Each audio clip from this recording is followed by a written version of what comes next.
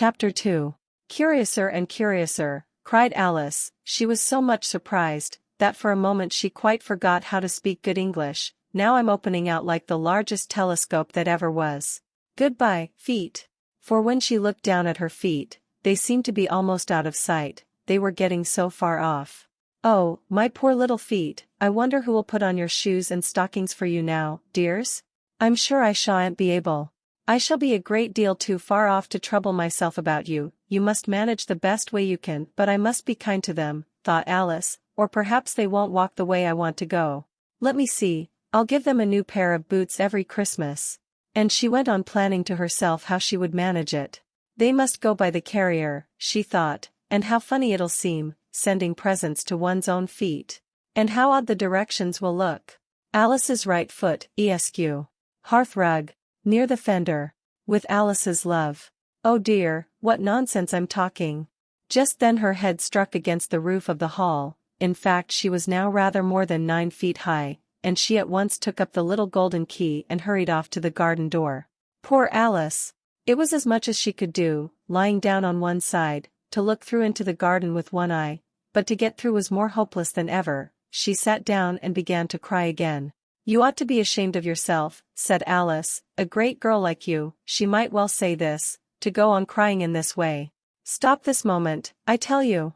But she went on all the same, shedding gallons of tears, until there was a large pool all round her, about 4 inches deep and reaching half down the hall. After a time she heard a little pattering of feet in the distance, and she hastily dried her eyes to see what was coming. It was the White Rabbit returning, splendidly dressed, with a pair of white kid gloves in one hand and a large fan in the other. He came trotting along in a great hurry, muttering to himself as he came, "Oh, the Duchess, the Duchess. Oh, won't she be savage if I've kept her waiting?"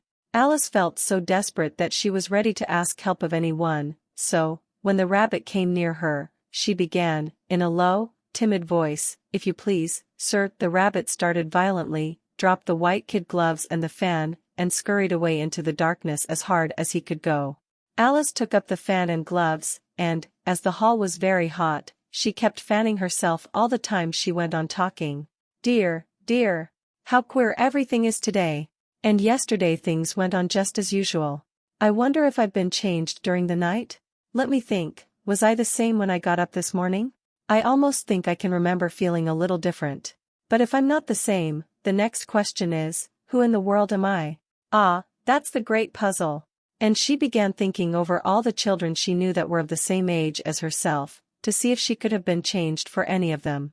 I'm sure I'm not Ada, she said, for her hair goes in such long ringlets, and mine doesn't go in ringlets at all, and I'm sure I can't be Mabel, for I know all sorts of things, and she knows such a very little. Besides, she's she, and I'm I, and oh dear, how puzzling it all is. I'll try if I know all the things I used to know. Let me see, 4 times 5 is 12, and 4 times 6 is 13, and 4 times 7 is, oh dear. I shall never get to 20 at that rate. However, the multiplication table doesn't signify. Let's try geography.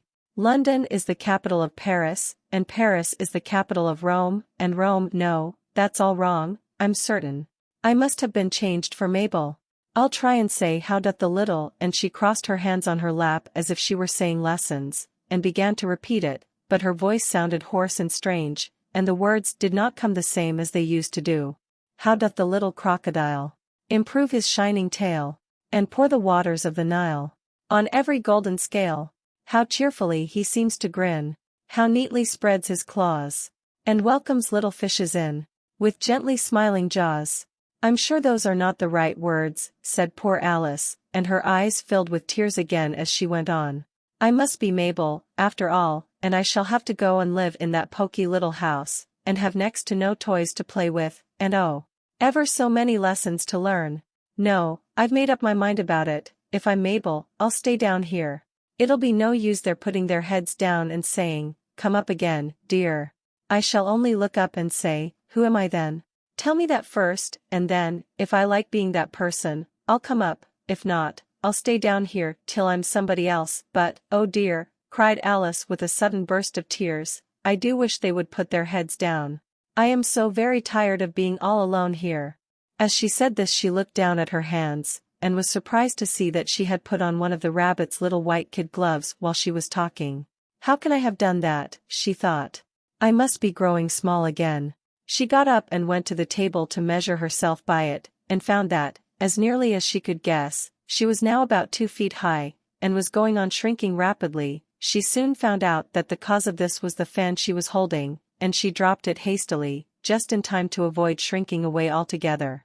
That was a narrow escape, said Alice, a good deal frightened at the sudden change, but very glad to find herself still in existence. And now for the garden, and she ran with all speed back to the little door, but alas!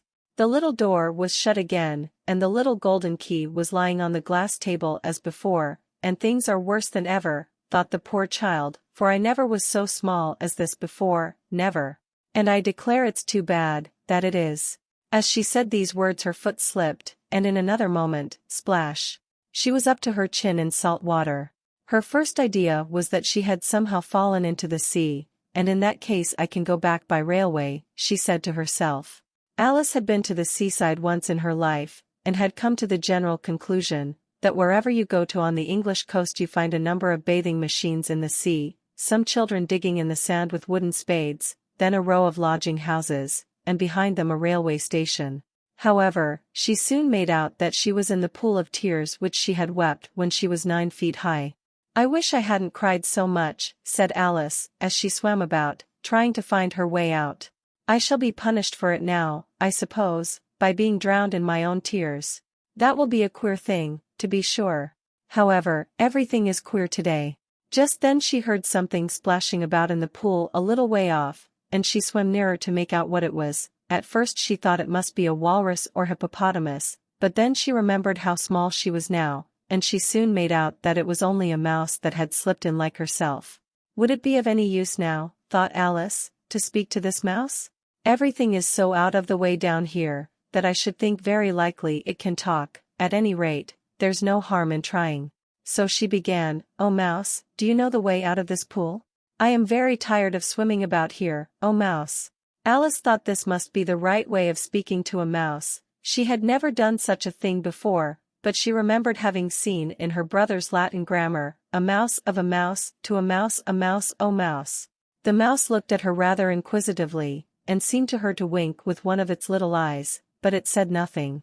Perhaps it doesn't understand English, thought Alice. I dare say it's a French mouse, come over with William the Conqueror. For, with all her knowledge of history, Alice had no very clear notion how long ago anything had happened. So she began again, "O est ma chat," which was the first sentence in her French lesson book. The mouse gave a sudden leap out of the water, and seemed to quiver all over with fright. "Oh, I beg your pardon," cried Alice hastily, afraid that she had hurt the poor animal's feelings. "I quite forgot you didn't like cats." "Not like cats," cried the mouse, in a shrill, passionate voice. "Would you like cats if you were me?" "Well, perhaps not," said Alice in a soothing tone, "don't be angry about it. And yet I wish I could show you our cat Dinah. I think you'd take a fancy to cats if you could only see her. She is such a dear quiet thing," Alice went on, half to herself, as she swam lazily about in the pool, "and she sits purring so nicely by the fire, licking her paws and washing her face, and she is such a nice soft thing to nurse, and she's such a capital one for catching mice." "Oh, I beg your pardon," cried Alice again, for this time the mouse was bristling all over, and she felt certain it must be really offended. "We won't talk about her any more if you'd rather not." "We, indeed," cried the mouse, who was trembling down to the end of his tail. "As if I would talk on such a subject. Our family always hated cats, nasty, low, vulgar things. Don't let me hear the name again." "I won't indeed," said Alice, in a great hurry to change the subject of conversation. Are you fond of dogs?"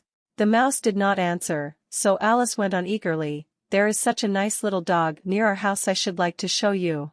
A little bright-eyed terrier, you know, with such long curly brown hair.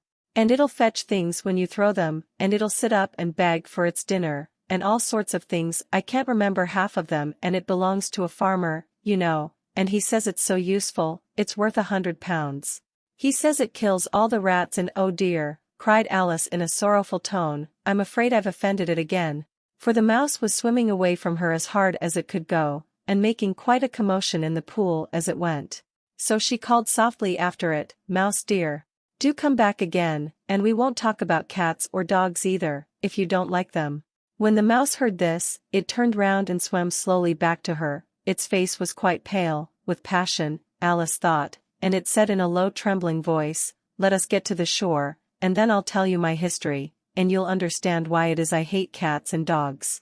It was high time to go, for the pool was getting quite crowded with the birds and animals that had fallen into it. There were a duck and a dodo, a lory and an eaglet, and several other curious creatures. Alice led the way, and the whole party swam to the shore.